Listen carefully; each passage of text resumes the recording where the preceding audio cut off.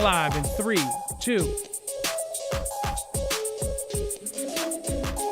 All right, what is going on, guys? It is Adam, a.k.a. Marf, and this is Marfoogle News. We have some breaking stories here, and again, there is going to be a lot over the next few months. We're going to see all sorts of craziness pop off, and this is exactly what myself and many in our community have believed for a very long time. We've watched everything change from our world to our culture to everything else, and it has all culminated into a scene where we're looking at the next war.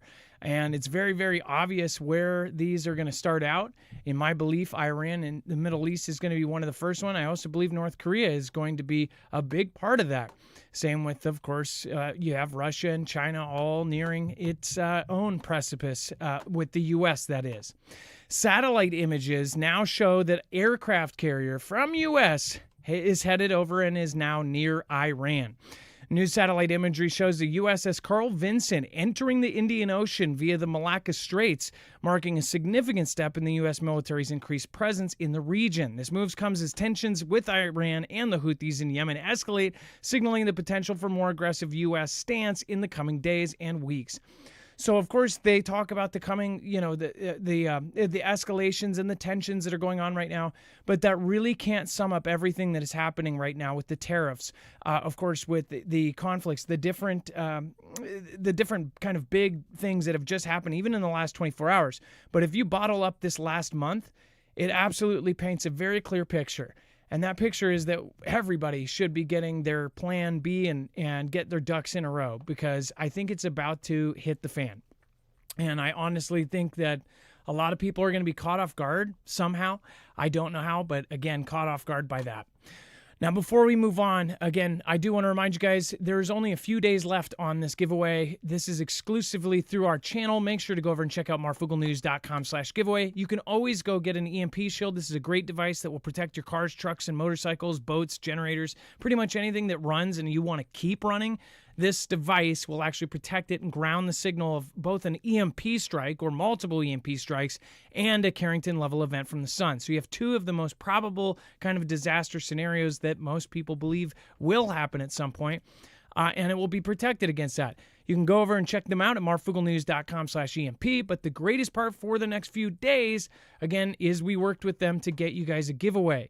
That means that, again, 5 winners will actually get an EMP free of charge, and 1 lucky winner will actually get $1,000 credit at the griddown.com store, which, again, you could get yourself a Grid Down Bug Out XP. You could get a solar generator, one of the best on the market that's protected by an EMP shield. Same company as outfitting agencies like DHS and DOD quietly. So, again, if they're doing it quietly, you should be doing it loudly. Go to marfooglenews.com/giveaway. There's multiple ways to enter and gain more entries into that, so make sure to go check it out. It's at no cost to you, and we always try to work that out, especially for those of you that may not have the funds to go and get one right now. We've done several of these, and I think probably 30 or 40 of you have one because of these giveaways. So, again, thank you guys for doing so. All right, and then $50 off with our code with that. Remember that stacks on top of their crazy sale right now. All right, and then let's bring in my co-host/internet brother, Dex James. What is going on, and how are you doing today? Well, hello, Adam, and hello, Foogle fam. I am doing just fine. By the way, I want to point out, so somebody pointed out, hey, they hate ads. I do too. I hate watching channels, and I hate watching channels with ads. But we're independent, and we're independent news. Pretty much, when I first started this, I absolutely hated the channels that I watched because of it. And unfortunately, once you get into this, you realize that when you're covering these controversial subjects and you don't have CNN or FOX before your name, that basically you are treated completely different.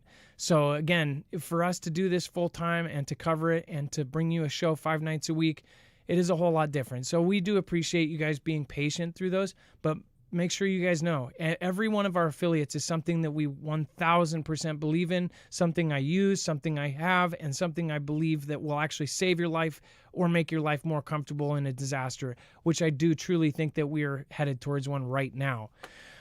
Now, Dex, let's talk about Trump says that U.S. will deal directly with Iran in high-level meeting on Saturday. So, yeah, this is kind of new. This is definitely new news. So, he sent the letter, giving him a couple months to resolve the nuclear issue. We've heard Putin say he would be a go-between and try to help negotiate something. Well, Trump came out and announced today that the U.S. will engage directly with Iran in a high-level meeting. It's going to happen on Saturday, and it is to negotiate the nuclear deal. So he was speaking in the Oval Office. He was actually there with Netanyahu, which we'll talk about, I think, later in the next show as well. But, that was a big meeting that was going on too. Obviously, the topic of the day is Iran. But he warned Iran that they would be in great danger if the talks fail. So it's getting to be a very dangerous territory, he said. And I wonder when, of course, when they almost took him out on that speech, where he turned his head and we almost had a civil conflict in our entire country. That day, they attribute a lot of that to Iran. Personally, I have my own thoughts, and I'll just leave that area to you guys to make up your own thoughts. But publicly, a lot of that was attributed to Iran. And I'm thinking, like, if they go and meet these guys in person, they said directly. Dex, do we know if they're having like a direct through Zoom, or are they going to Iran? Like probably a direct line. Probably, that would be a pretty high security event. I have a thought. I have a thought that he's going to be in the Oval Office doing some sort of Zoom meeting or something. And it's oddly enough, he's been doing almost all of his meetings from like one of two rooms.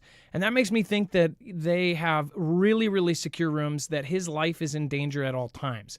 I really do think that he is in danger ever since that. Like, they have robot dogs going around the Mar-a-Lago campus. It's crazy.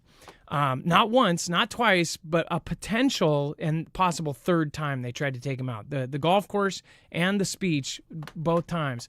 And do you think that they just gave up and they're like, whatever, dude's cool now, pound it? Nope, I don't think so. And then, of course, Trump death threat. Dex, let me just tee it up for you. Trump death threat by hardline newspaper divides Iran. Well, yeah, exactly. So just as we were saying, the hardline Iranian state newspaper called the Kayhan, it has aligned with the clerical establishment and published those threats against Trump. Amid escalating tensions and everything that's going on, the editorial called for his taking out, citing his sanctions and airstrikes in Yemen, and suggested a bounty for him. That was kind of going back to the 2020 bounty that they had for around Al-Khamenei, Iran's reformist Pezeshkian, I can't ever pronounce his name right, Pezeshkian. He condemned the threat, so I guess you've got like a divide at least there in the nation. Obviously, you would think the president there is more political and less, on the other extreme sides.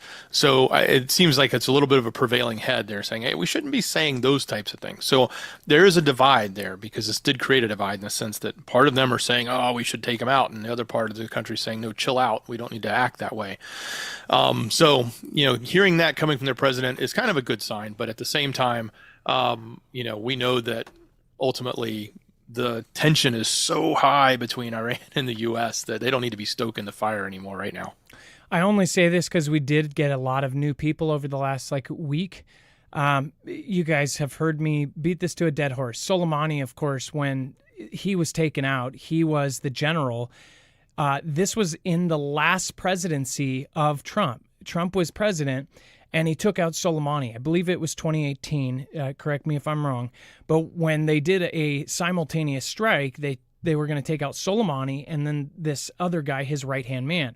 The simultaneous strikes got Soleimani. They took him out. The guy that was right under him, under his wing, that guy survived. I still don't know if that guy is around or not. But again, it's not like the plan that he had perished. And that plan, the president said, made it look like, 9/11 look like chicken feed. President Trump said that essentially Soleimani had this plan to attack USA that was so big that it made, 2001 event look like it was nothing. So this isn't even the guy in charge. The Ayatollah would have to sign off on something like that. So if he's telling the truth, and if there was a plan like that, that plan still exists. And at the beginning of the year in December, late December and into January, we had, of course, the Sean Ryan show come out with, I forget her name again, but a guest who is former CIA, and she's following all this. And again, she's a former spook, but she essentially said that they were planning, she believes they are planning 1,000 people in both Europe and the USA to do a massive event in the United States and Europe at the same time, simultaneously, like a massive event. And I'm sorry, but that sounds a whole lot like what, the president was describing in his last term, why he took out Soleimani. Soleimani's face and the two others, the last, the guy who was running for president there, who was going to take the last president's place, who died mysteriously in a helicopter crash in bad weather, CIA weather, and another guy that was a big name. They have trios of them, these giant murals all over Iran. You can see them from satellite images. You can go to Google Earth and find these things. They're everywhere. So these guys are looked upon as war heroes in their country. I don't know if the people actually believe that, but the government pushes that ganda like as hard as they can.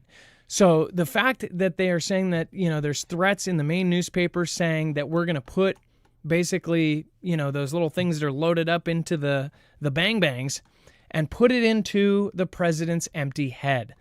And he'll drink the cup of damnation.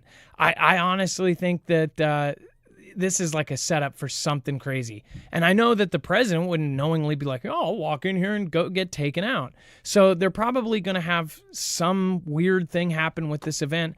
I believe it's probably going to be computer or Zoom or something. But if it's not, shouldn't people be like, hey, Prez, don't do this. Don't travel. Or if he travels there, I would still be careful too. I mean, some of these guys, that there could be a guy that comes with them that's a security guard or something and have like a little dart. It's crazy the weapons that China has, and China's working directly with Iran right now. We're talking about stuff that they wouldn't even see being used, and all of a sudden somebody's perished. So I hope for the best for the Prez, as far as I don't want to see our country fall into a civil conflict. But yeah, Iran is about to fire up, and I think people are going to forget about the other stuff. People are going to forget about all of these other, stuff from the beginning of the year, and I think that we have a long road to go to get back to normal and peaceful.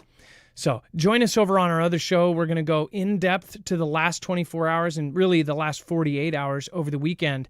So we're going to go in all the news, everything that happened right there. If you're in the chat, just stay there. You'll be ported over. If you're watching the replay, all you have to do is click here. We'll see you over on Marfoogle TV, our sister channel, in just a moment.